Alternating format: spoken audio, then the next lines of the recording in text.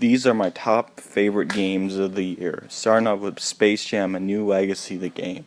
A game that manages to put on a solid, classic style fighting game. Where you go from fighting enemies to fighting bosses. And then beat it in an hour. A classic style beat 'em up. Where you play as LeBron James, Bugs Bunny, or Lola Bunny. I really enjoyed this and got to play this on Game Pass, so this is one of my favorite, Next up, Life is Strange 3, True Colors, the third installment of the Life is Strange franchise, and Square Enix does it again, once again. After her brother is killed in a mysterious accident, a so-called accident, Alex must embrace her power to find the truth and uncover the dark secrets buried by a small town. And her power is to manipulate strong emotion to others, and also use the power of empathy, which I really like in this game. How she uses the power of empathy and sees through other people's emotions, anger, sadness, and sees what people want and understanding people. And I really like this game since it has empathy, something that we're losing in this world and lacking for the next generation. They really do Kiss me. Kiss me. Kiss me. Kiss me. a good job with likable characters, and not great as 1 and 2, or should I say 2 and 1, that's how I rank them. And of course there's romance that you can do for 2 optional characters, Ryan and Steph, who returns from Life is Strange 1.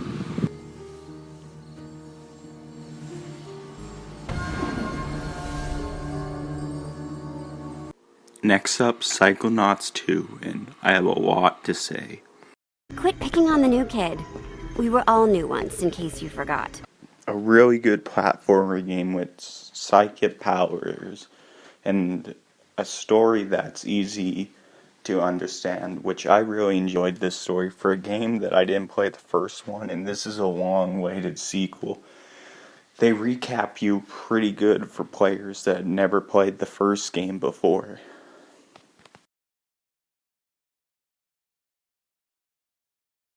I really enjoyed the characters. There's a lot of likable characters, and throughout the story there is empathy, where it makes you emotional when understanding of certain characters, and that's something that I really like, that there's 2 games out here, that there's probably more as well, that shows the power of empathy.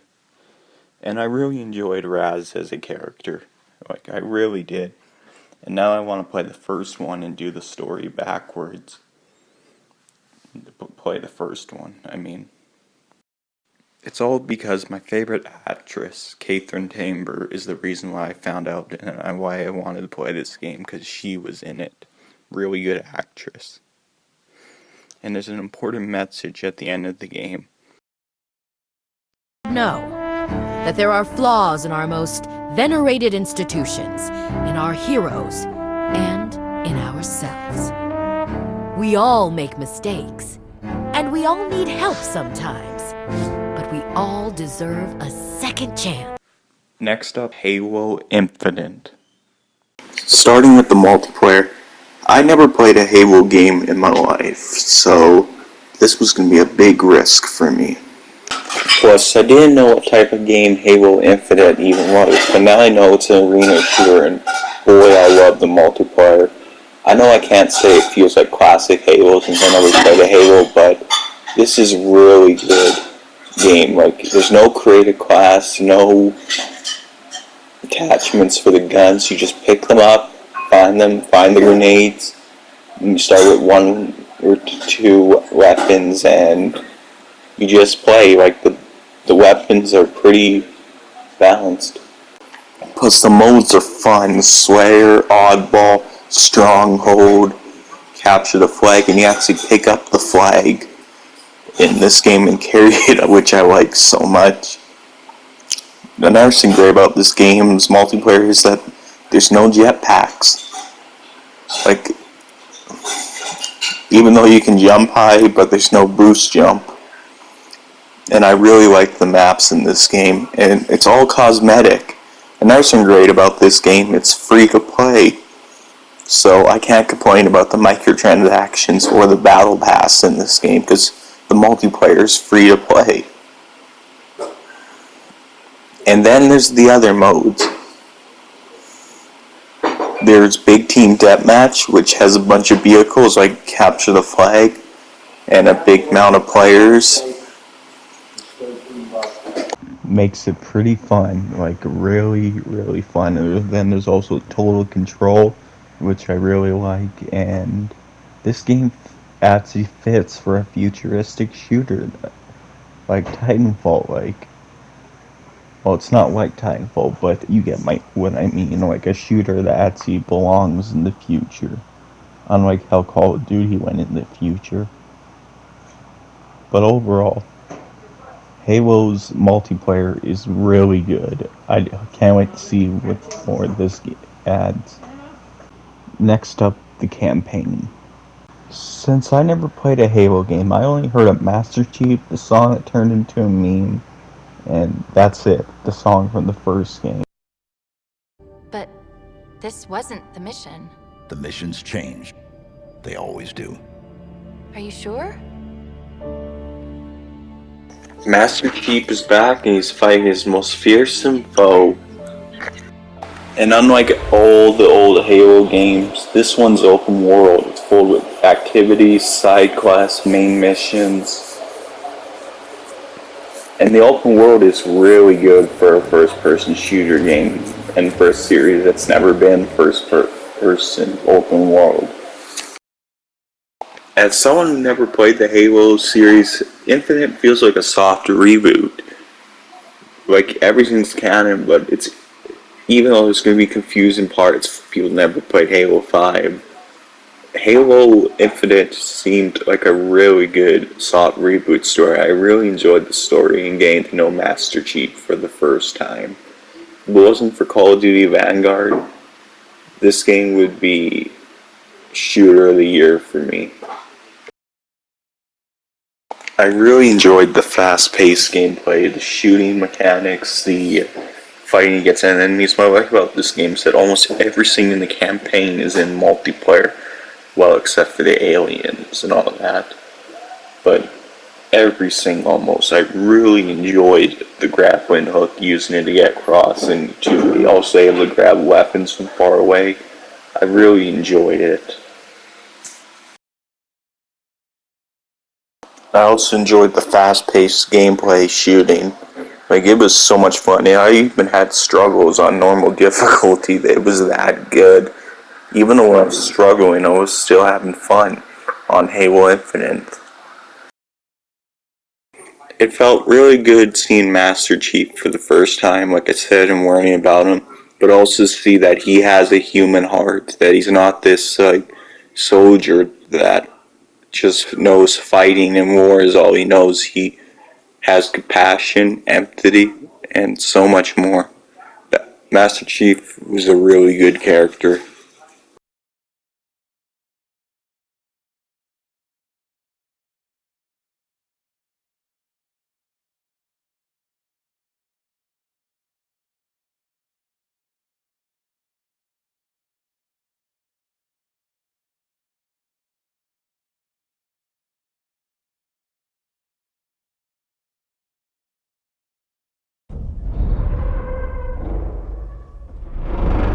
Nazi Germany, the final push into the heart of darkness. The SOE had recruited the six of us under my command for one reason: to retrieve files on the top-secret Project Phoenix, the last gasp of the Third Reich. A coalition of Allied commandos thrown together and aimed at where our enemy was most vulnerable. This was meant to be our first and only mission.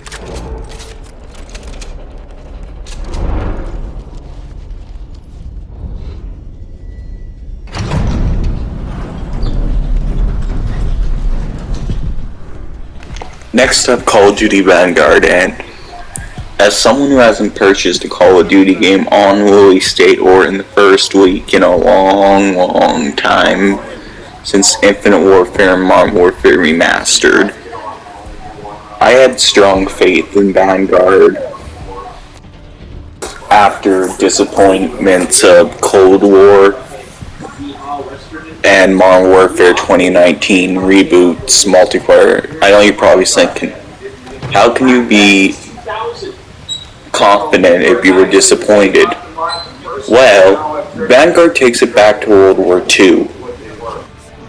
The campaign's about a group of people known as the Vanguard, led by Arthur Kingsley.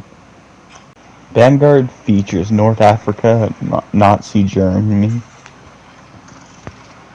the Eastern Front,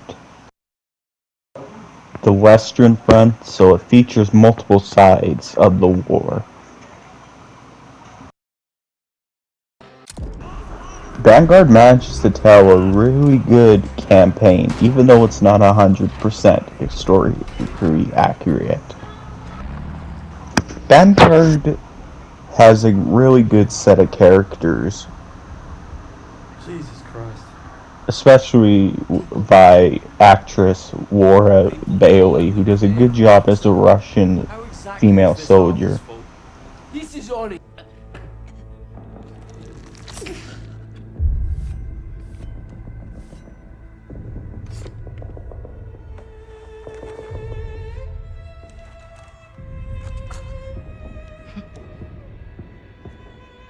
Goodbye, little mouse.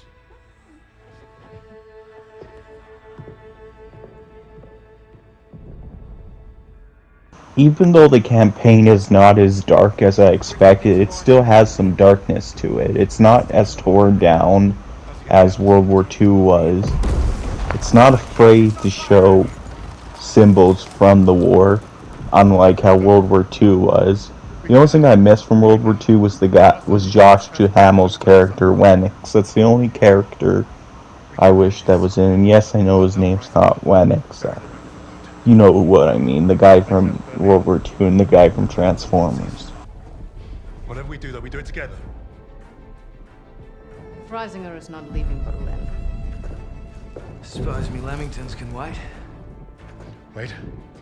Hey, it's not every day you get a chance to kill a Fuhrer. Can't turn that shit down, right?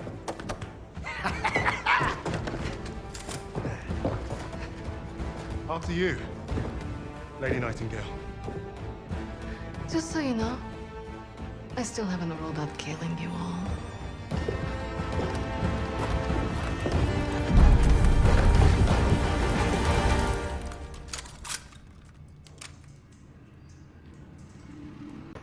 And now on to the multiplayer. If you played all the old Call of Duties, you know it's got domination, kill confirmed, search and destroy, hardpoint, and it's got shipment back, but also free for all. There's a new mode called Patrol, but it also has new types of playlists. You got your typical 6v6, 10v10, then there's Assault and Blitz. Unfortunately, this game has operators again, so they can sell skins, which I'm really getting tired of having Rainbow Six style characters. And it's trying to be all tactical again with these feel upgrades, something I don't like about Modern Warfare. Basically, the game's multiplayer is just Modern Warfare, but with a World War II skin, and some destructible environments like Battlefield. But I'm just glad it doesn't have big modes with vehicles like how Modern Warfare was trying to be, like Battlefield.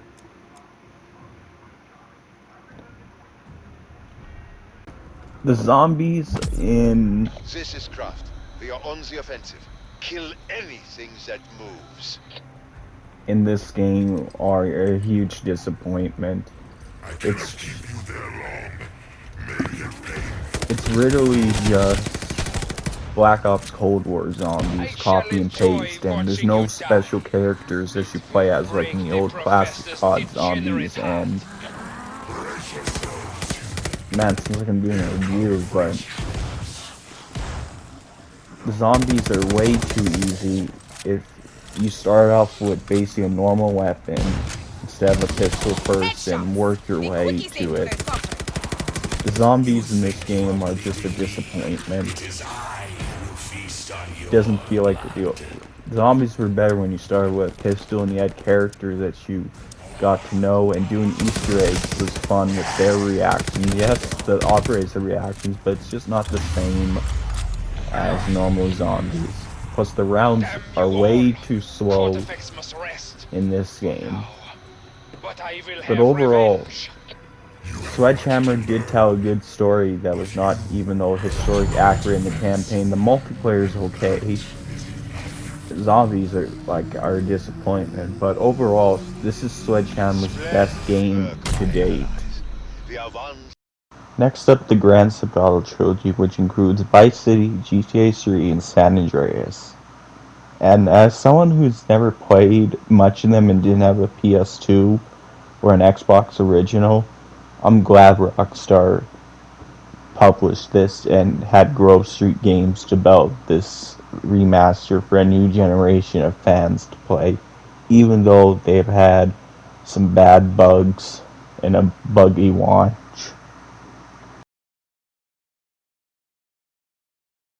Vice City is a dream for me because it's set in the 80s. I enjoyed Tommy's story, and these remasters give modern style GTA 5 controls and GTA 5 style aiming while keeping it to its classic feel of difficulty, and that is a really well done remastered. And plus I love the 80s music. Then there's also San Andreas, which is set in the early 90s where you play as Carl Johnson, also known as CJ. When I was younger, in regular school, people always said San Andreas was the best out of the original three. And after playing, I would say I can see why this game was labeled as the best for a long time. With the things to do, there's a lot of things to do, and I can understand why these iconic moments turned into memes, even though I'm not a big fan of memes. There are a lot of moments from San Andreas that turn into memes. Number 6 with extra dip, a number 7, 2 number 45s, 1 with cheese, and a large soda.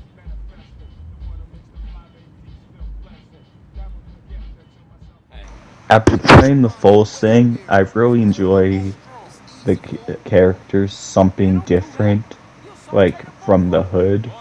Like, I never played many gangster games like this, so yeah. And I really enjoyed one of the main villains, the cop, voiced by Samuel L. Jackson, in this game. After playing, I would say San Andreas is the 4th best GTA. After finally playing, it's a masterpiece, I give it that, but I like Vice City better since it's set in the 80s.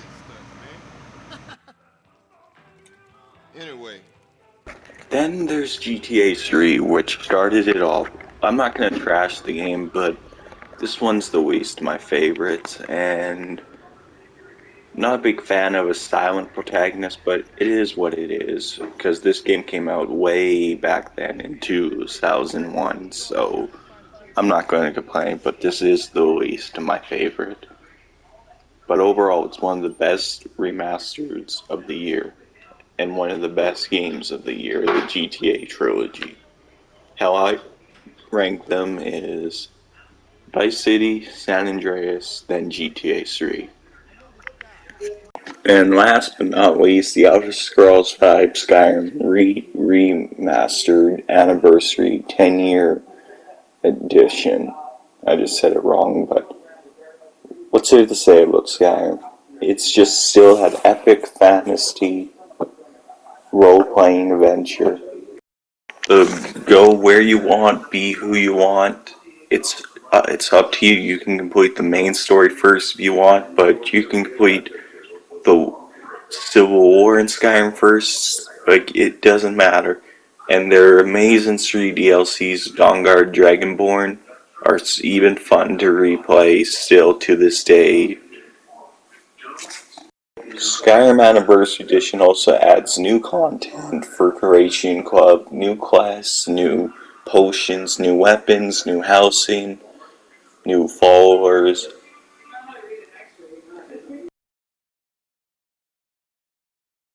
Including fishing they also add. And a little bit of a graphic upgrade and a little frames upgrades. Skyrim is back better than ever. And this is probably the definitive edition to play Skyrim. So that's why this game gets Best Game of 2021. Anyway guys, have a happy new year.